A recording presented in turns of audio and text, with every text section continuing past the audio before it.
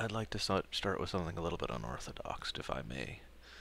While several people will go to my game videos because they're interested in that game, or because they were wandered there because of a reference or whatever, it is very likely that anyone watching either my D&D blogs or my Voyager videos are here to see me. They are one of my regular viewers. As such, with that assumption in the way, I would like to explain partially what's going on here with my throat. Now, a little over 4 or 5 days ago, it's almost been a week, I had an issue where I got an infection, caused some scarring in the back of my throat. Very painful, of course, but not really a huge deal.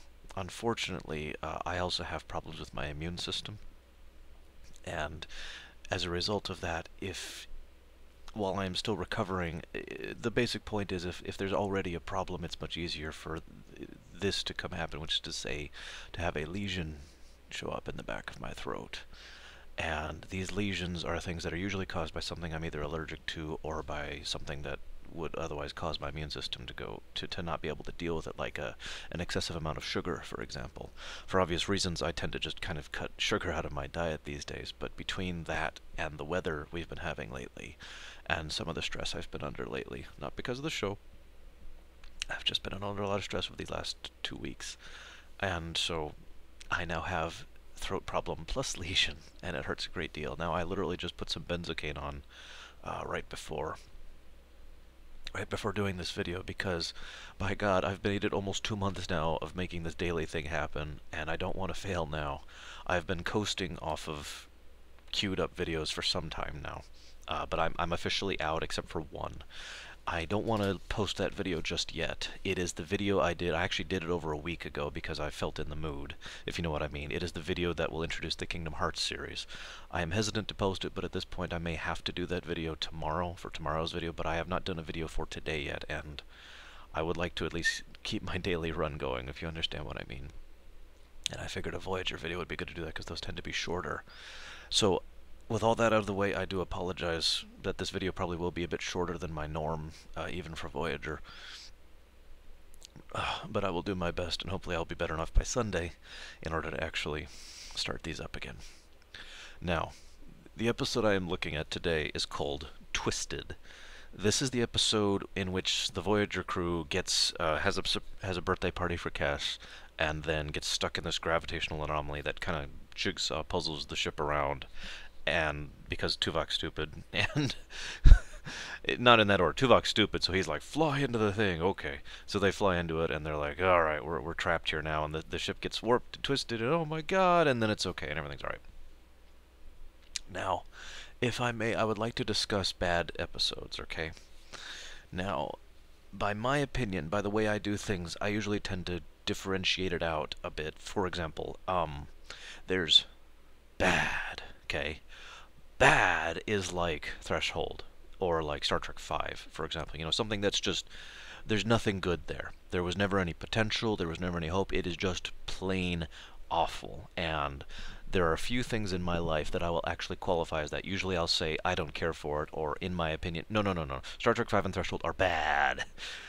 Now that is the extreme, if you understand me. That is the bottom of the barrel. It doesn't get any lower than that. So you go up from that and you have bad. Now, bad is the kind of thing that I will usually say, in my opinion, it is bad. And I have heard some people defend bad. Hell, I've heard some people defend bad. But usually the defense I hear for bad is actually something along the lines of, I know it is, I acknowledge it is, I'm with it. I have heard one person in my whole life defend Star Trek V, and that person, a woman actually, she said that the reason she enjoyed it was because it was something she could just kind of turn her brain off and enjoy kind of meandering through it. There was no she agreed with me on all of the points I point out, and she just still enjoyed it because she was something she could watch that was effectively mindless. And okay, I'm with that. And I was just like, awesome, you know me. So it's not, I want to stress that it's not that I'm saying it's you have to necessarily not like it as much as I dislike it, but you get the point, right? Bad, the next step up, is usually a lot more defensible, because bad is a lot more matter of opinion. But bad usually involves something that can be basically provably bad. Poor writing, poor acting, poor realization of story, nonsensical plot, being very non-consistent, you know, as opposed to, I mean, as I've said before, Star Trek is not very self-consistent overall, but when you start just spouting complete nonsense that has nothing to do with anything and just kind of flings all reason and logic out the window, you know what I mean. To give you some specific examples of this, we have Alliances and Q and the Gray, both from Voyager episodes. Up from that is bad, sorta. And what I shouldn't say sorta, but bad, this final category is actually more like 20 categories that are all kind of condensed into bad, and I usually just call these bad. And these are all bad for different reasons, and for example, the 37s was bad because it failed to live up to its own potential. Non sequitur was bad because of basically the same reason. Actually, you know, there was an interesting. It failed to actually do anything. It wasted its time. You know, there's another example I was going to give. Oh, I've got one for you. What's the name of the episode? TNG. Shades of Grey is the name of the episode. Now, I know some people would argue that's one of the worst Star Trek episodes ever, and I don't actually have a lot to contest that with. It is my opinion that it only belongs in the third up bad category because it is not horrifically, mind-numbingly awful. It is simply completely pointless and dull. It is one of the most boring episodes of television I've ever seen in my life. It is a waste of 45 minutes. And so we've got boring bad, right? You with me? Dull. I mean, even if you ever watch that episode, ignoring the clip show aspect, watch the performance of Jonathan Frakes playing Will Riker on several scenes. He is just like, yeah, I'm here. I've been stabbed. And he literally looks bored. I feel so bad for actors sometimes because of some of the crap they have to put up with, you know. And Lord knows I actually have a great deal of respect for Jonathan Frakes. So, you know, point being, there are different varieties of that. Twisted is in this third category up here. Now, I have to freely admit, when I rewatched this, it was not as horrible as I thought. I originally thought it was going to be a step down. But part of why I cannot actually pull any good out of it is... Well, okay, let me take a step back. As I was watching it, I was trying to remember why it is that I was feeling it was bad. Why it is even now, as I'm watching it, that I'm like, this is bad. This is not good. This is not interesting. And I was trying to put my finger on it as I'm just watching the episode. I forced myself, no skipping scenes, just watch the whole episode, and I'm like, what is wrong here? Because the whole episode, on the face of it, wasn't that bad. There was nothing that out of the ordinary there. It took me quite a while for the point to really sink in. Twisted is attempting to go in 3 different directions at once, failing at all 3, and ultimately giving up. Okay? Twisted is what we call 45 minutes of wasted television. I've used that phrase before. In fact, I used it just a minute ago when I was talking about the episode I've already forgotten the name of. I'm sorry, I haven't been sleeping well because of this, too, because my own breathing wakes me up. Shades of Grey. It's just a waste of space, right? It's a waste of airtime. You might as well not have even done it. That's Twisted in a nutshell. They might have as well have never even made this episode. One of the things they tried to do with this episode was to have it be a character piece. Now, if you've been following my changes sections through Arshay and Gaia's edition of Voyager as I go here, you'll notice that I have already done this twice. Now, to date, technically 3 times, but you get the point, where I've had an episode that is literally just character-focused, character-based, really getting into the crew and what's going on with them, and not really having any A or B plots, just, you know, them, and getting into the characterization thereof. I feel like that was at least, I shouldn't even say I feel, this was part of what they were going with this episode, with the interactions between the different crew members, and really, really didn't pull it off, because we have Chakotay and Tuvok, right? Tuvok is resentful in his own Vulcan way of the fact that Chakotay was given first command, even though Tuvok is, in his logical opinion, a better choice. Whereas Chakotay is also a little bit more bitter and resentful towards Tuvok because he believes Tuvok is, well, let's just put it honestly, smarter than him. And, okay, that's a very human reaction, and to be honest, that's also a very Vulcan reaction. Vulcans do tend to do have a layering to them. They're not mindless automatons, you know, or completely emotionless automatons. So I'm with that. Okay. Janeway and Kim's was kind of out of nowhere and didn't actually go anywhere, and just kind of flopped. The one between Chakotay and Neelix was terrible. I'll discuss that in more detail in a minute. And honestly, the only one I have anything good to say about is Chakotay and Tuvok. The point is, they kept trying to have these character scenes, and they kept failing at them. The second thing they were going for was to have to show that space is unusual, to have that explorative element of encountering the unknown, okay? Now, this is something Star Trek's always been about. That's not exactly a new concept. But the problem is every other time Star Trek has done something new or something unexplored, they've done something with it.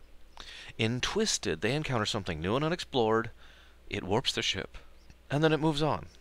Everything's back to normal. Now, I know you can argue that several Star Trek episodes but do that in a general sense, but Twisted does that to an extreme. It literally shows up, twists the ship around, reshapes it back to normal, and leaves. It is what I like to call weird for weird's sake, which is something I have always been against personally. In my opinion, well, I don't want to call anything out, but for example, there are several animes out there. I'm not saying all animes are bad, but there are several animes out there that do that kind of thing. Weird for weird's sake. Weird just to be weird. And in my opinion, obviously I don't care for that personally, but I also stress as a writer, in my opinion, that is effectively lazy. If you're going to introduce a concept, do something with it. Make it matter. Make it matter to the characters. Make it matter to the plot. Make it have some relevance. Don't just have it show up, be like, wah, and then leave. It doesn't do anything. The third plot and the third attempt at this episode was, unfortunately the worst. I've been talking about the Neelix is jealous subplot for some time. It showed up way back in Phage, way back in season 1, and it's been getting much worse as the series is going on. It will come to a head pretty soon in Partuition, but I'm not there yet. Frankly, the whole Neelix is jealous subplot is retarded in so many ways that I'm not even sure I want to go into it anymore. I've already been talking about it this whole time as we've been going through it. Suffice it to say, to be fair, to be as fair as I can, this is probably the closest they've ever gotten to Neelix being jealous, being realistic, or no, not realistic, but believable, having it have some kind of relevance. Because Neelix is very clearly trying not to be jealous and trying not to let his envy show, and he is failing miserably. Now, let's be honest with ourselves. We've all had that in our lives before. We've all been in a place where we are jealous before. It's kind of unavoidable if you really care about someone like that. You know what I mean? And we've all had to work through that. So I could see, when he's talking about, oh, how do you know where this person's thing is? How do you know what this crew member's is? Why is this guy so special? That is an irrational thought, but you aren't really being rational when you're being that jealous, are you? All that being said, I do have to say that Neelix has absolutely no right to be jealous whatsoever. Literally, I mean this sincerely and absolutely. And do you know why? Ignoring the fact that Cass believes in, mated for life, and she said this before, ignoring the fact that she has never even so much as blinked at another person, ignoring the fact, all the other evidence that could pile up, there's one and only one fact that actually matters here.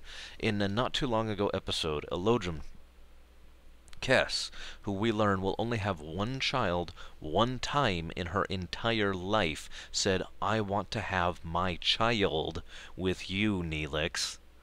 And I'm sorry, but once you have said, the only time I'll ever have children in my entire life, I want it with you, you officially lose the right to be jealous from that point on. You follow me?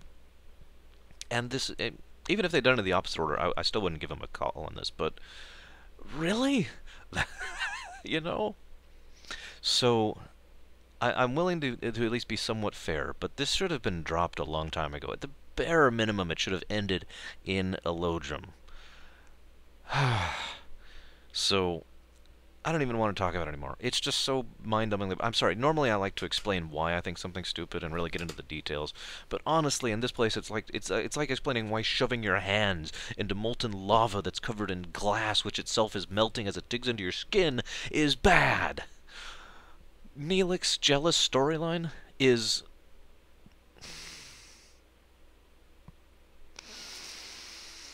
pointless. I'm sorry, I was really thinking about the word I wanted to use there. And when I say pointless, it is specifically pointless melodrama, not drama. I've talked about the difference before. This is pointless melodrama. It's the same thing reality TV shows tend to do 99% of the time. Well, that's probably an exaggeration. I'm sure there's good reality TV shows out there, but you know what I'm talking about, right?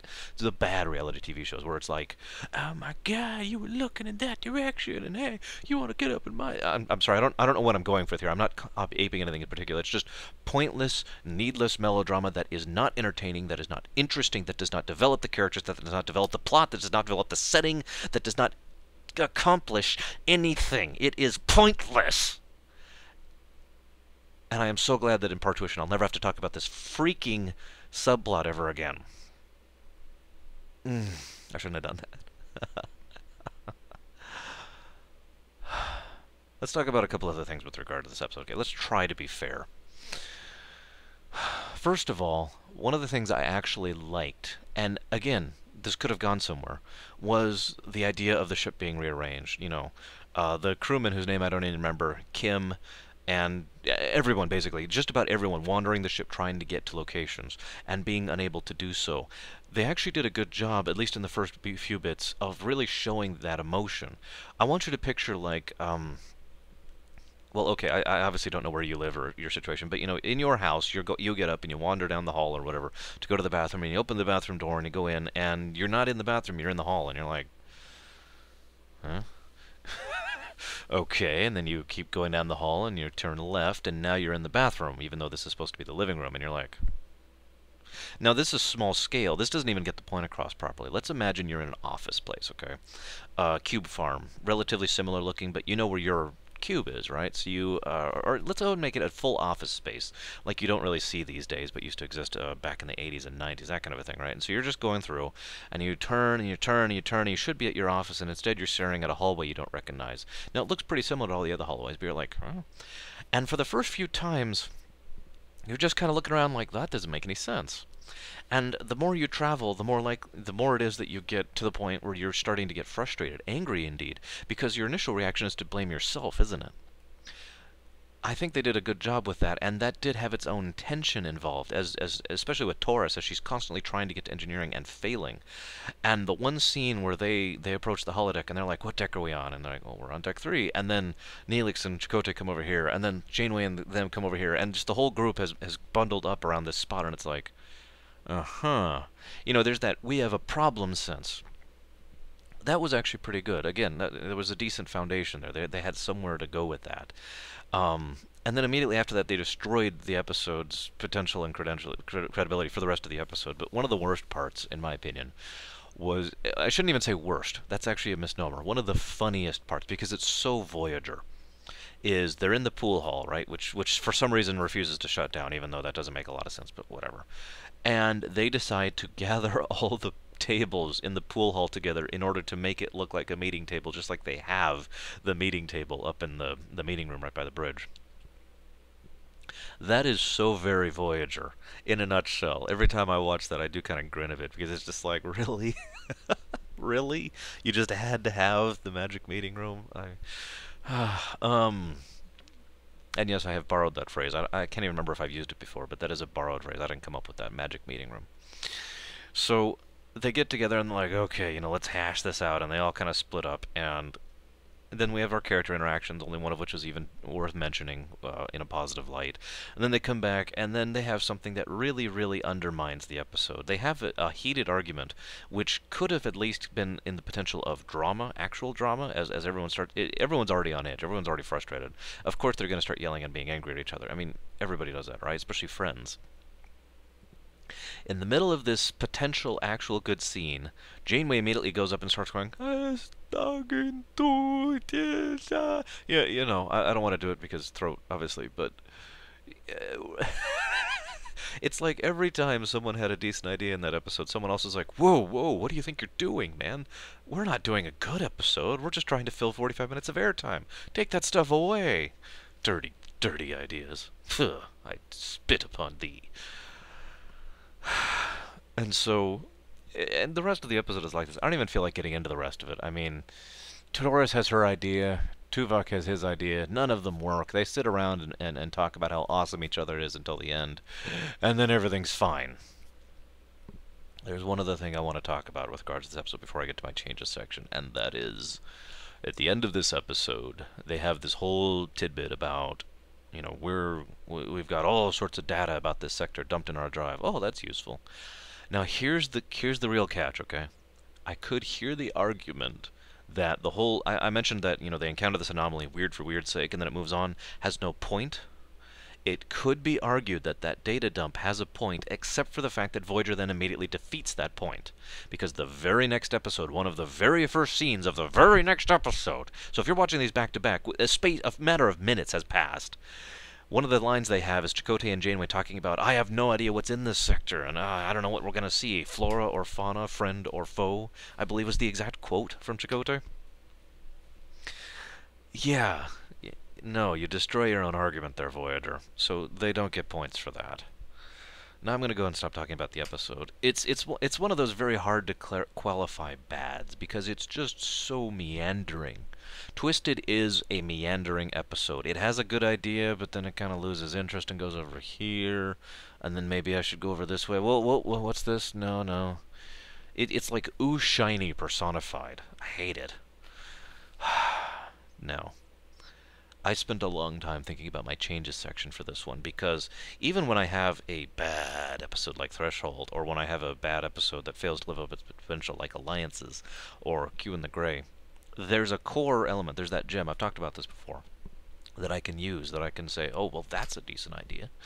Or I can go somewhere with that. When I was thinking about Twisted, I'm looking at this episode and this meandering, and I'm like, what is the point of this episode? What do I adhere myself to this episode? This was the first time I was genuinely considering abandoning that rule. Truly tossing it out the window and saying, I give up. I throw in the towel, I give up. Our Shanghai's edition will follow its own rules from now on. I finally decided that I could pseudo-use the episode's premise, if you could call it that, in my own version. Now, there are some specifics I have not specifically worked out that would have to be. I know several people who look at this are probably going to point out several of the problems in my plot. Make no mistake, I know there's problems with this plot. I just kind of want to get this video out today because I'm behind, if you follow me. I do apologize. Also, I would have to really put some sincere thought into it, and I've been kind of busy lately. I am sorry. My version of the plot. The Voyager is still going through the Terranok Alliance territory. They're, I'd say about a third, halfway through, give or take, the overall space. They're getting through there. So far, they haven't had any very serious problems. Now, they're coming across an area known as the distortion array. Okay, it's basically a nebula for all intents and purposes, or something that is like a nebula that has various effects on ships and readings and whatnot. Now, Neelix, the episode would start with Neelix telling Janeway about this and being like, "Look, I know very few people who have gotten through there." But I do actually know several people who have gotten through there. I have actually navigated it myself before, as long as you're careful. You'll get through. And people tend to give it a wide berth. And the reason he's bringing this up is because he is basically suggesting they go through this array, this expanse of space, in order to basically not have to worry about the Terranok for quite a while. Janeway says, yes, let's do it. Prep the ship, prep the crew, alright, we're go in, boom, it's very distorty, and oh my god. As they're going through it, everything seems to be relatively fine. They hash out whatever initial problems they have in the gravitic distortions, but then they encounter a ship, which is sending out a distress call. Now, Janeway says, the Janeway would basically look at it and say, oh my god, we have to help them, and only a few people would be like, that's kind of strange, but the general idea here is that there is no real implication of anything being wrong with the situation. It's just there's a ship that was probably trying to navigate this place and was caught, and so Janeway would go to Neelix and say, does that look like a pirate, or does that look like a raider? Is that the kind of person who went through here and we don't want to help? You know what I mean? And Neelix says, no, I don't actually fully recognize that ship configuration. It looks like a race, blah. The race doesn't matter. And she says, well, that's good enough for me. Let's go save them. So they get it, and they find most of the crew are dead, and having been destroyed by exploding consoles because this is Star Trek, something like that. There is one survivor, though. Kulla.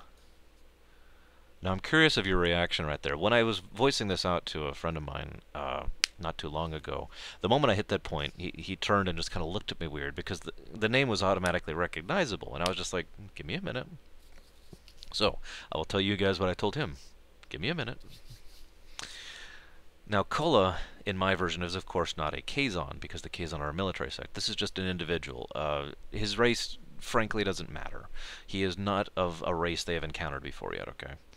he is one of the members of the Terranok Alliance, one of the member species. So they bring him on board, and he is incredibly grateful to them. And he explains, I've been trying to run this route for a while, and I admit it's not exactly illegal, but the Terranok have been imposing stricter and stricter tariffs lately. And if I'm going to keep making money and keep paying, the bills and feeding my family, I need to go around them. So I've been using the array for some time now, but unfortunately something went wrong this time. I hit a particular bad eddy, and the ship, and he would explain how his ship felt like it started getting pieced apart, and how he was having trouble roaming the corridors of his own ship, that he didn't understand where was what and stuff like that. And he was going to warn, Janeway, warn the crew, okay, you need to be careful about this. I've never encountered that before. They will be like, okay, well, be careful, and basically put the ship on full red alert, constantly aware of what's going on, constant scans, fully alert for whatever's going this. And he says, even though my business is now over and I can't recover my ship, I would be very grateful if you'd, give me passage out of this place. And, they're like, of course.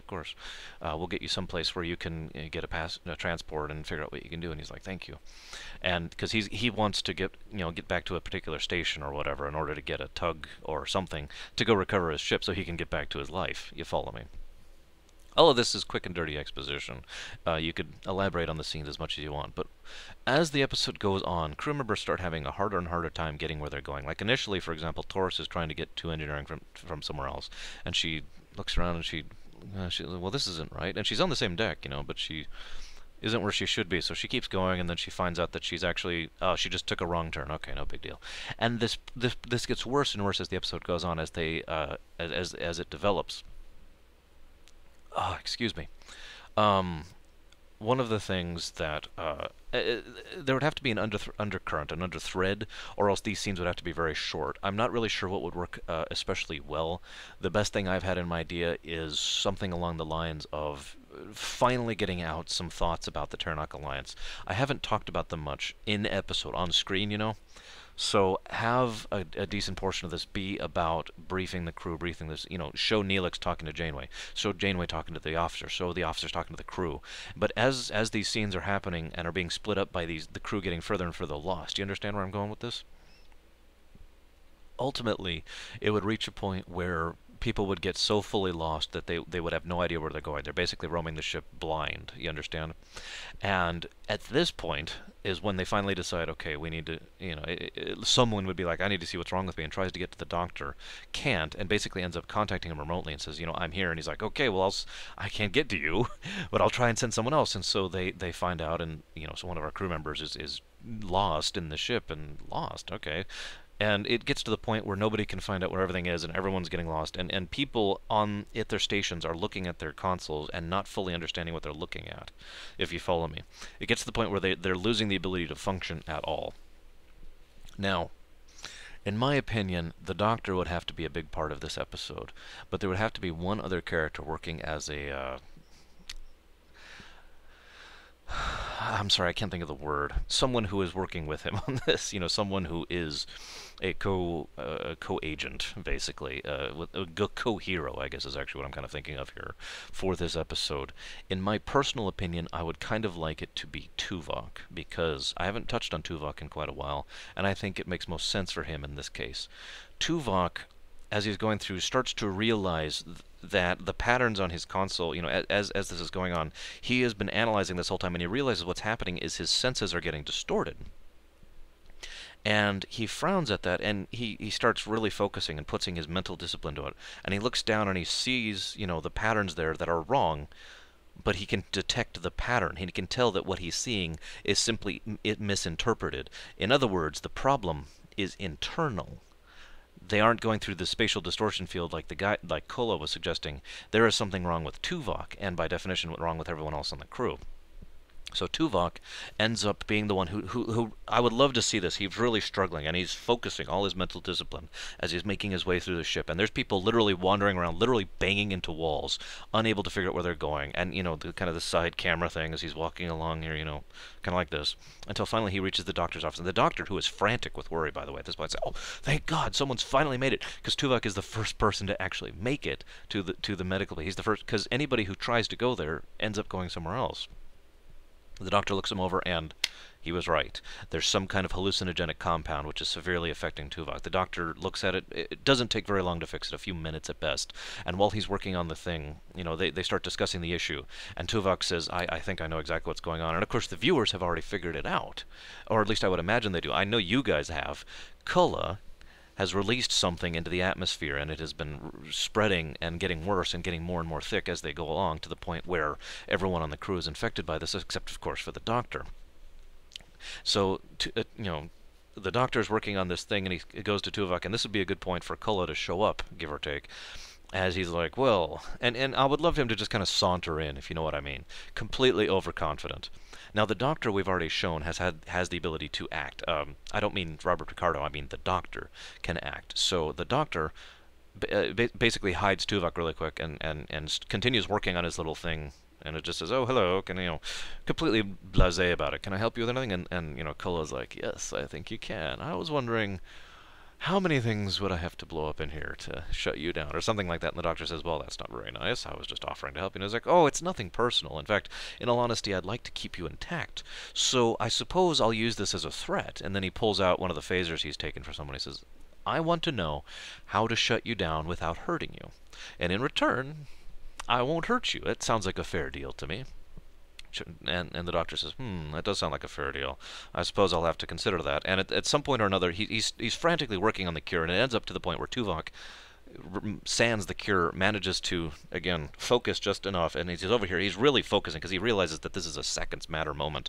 Manages to get out, takes Kulla down, and incapacitates him. Nerve pitch, boom, done. Okay. And the doctor's like, psh, and Tuvok's like, oh, thank you, doctor, that is much better.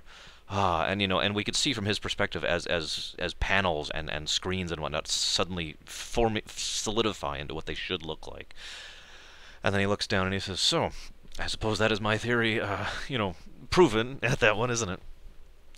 Doctor, will you please keep him stabilized? We need to figure out how to vent the ship of this hallucinant as quickly as we can. And Doctor would say, something along the lines of, we can't do this ship-wide. This needs to be injection. It needs to be in the blood. Whatever he's used is surprisingly advanced. And I'll continue analyzing it while you're gone to work on it. And Tuvok says, no problem, but will it continue to vaccinate me? Well, yes.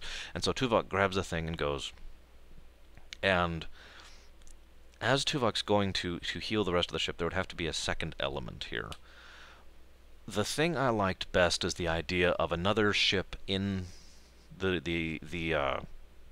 array, in the space, interior of space, which is a raider or a bandit or a pirate, someone like that. Doesn't even have to be anyone in specific. It is literally just a ship traveling through that sees a big old ship and says, aha, a target. And, as they would do, does a few attacks, and then veers off to see what the response is.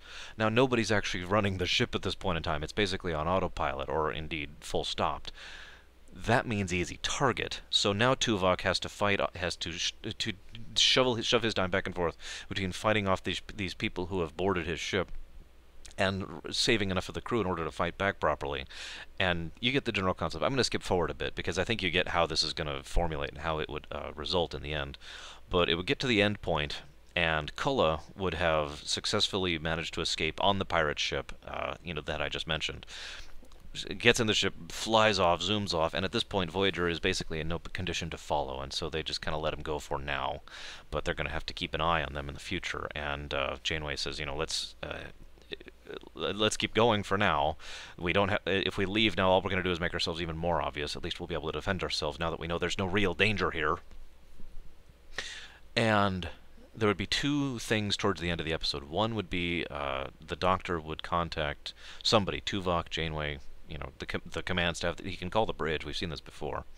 He would say, I just thought I'd let you know I've finished my analysis of the hallucinogen. I thought, and he would basically say it was no wonder I was able to come up with an antibody so quickly. It's something we already had in our database.